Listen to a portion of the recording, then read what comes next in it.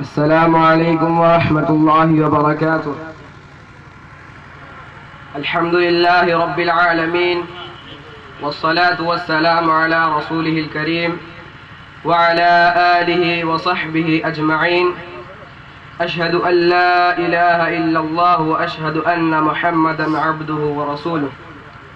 أما بعد، فأعوذ بالله من الشيطان الرجيم. بسم الله الرحمن الرحيم.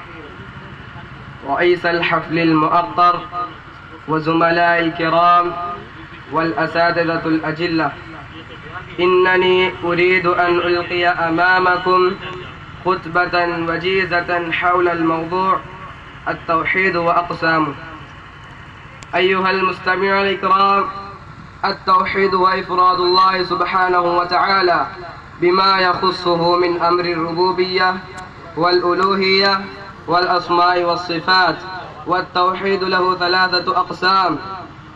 فالقسم الأول توحيد الربوبية الذي أقر به المشركون، وهو أن يؤمن العبد بأن الله هو الخلاق الرزاق، هو الذي خلق الجميع، هو الخلاق العليم، خلق الأرض وخلق السماء وخلق الجن وخلق بني آدم وخلق كل شيء، كما قال تعالى: الله خالق كل شيء.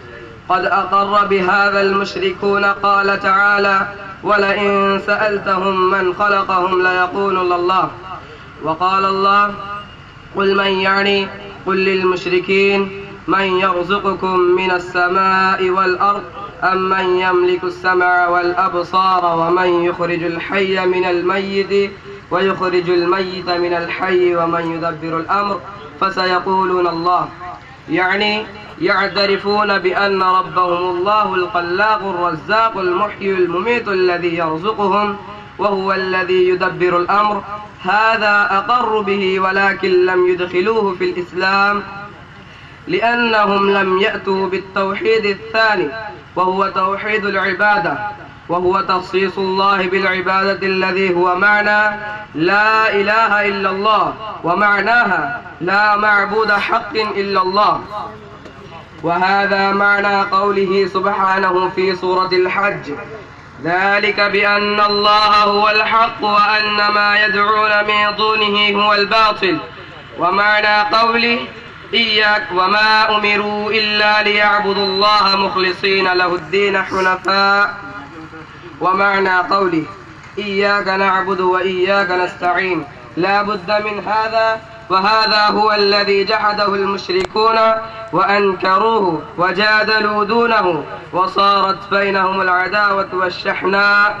وهدى الله من هدى له ممن سبقت له السعادة، وهو الإيمان بأنه لا معبود حق إلا الله.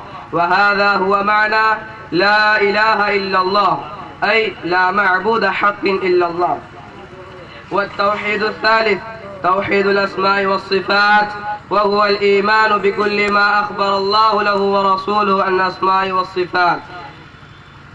لا بد من الإيمان بذلك، فأنه سبحانه له الأسماء الحسنى وله الصفات العلى، لا شبيه له ولا كفء له ولا ند له، كما قال: ولله الأسماء الحسنى فادعوه بها.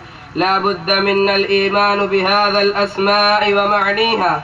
هو ذو الرحمة، ذو العزمة، ذو القدرة، ذو العزة، ذو الحلم.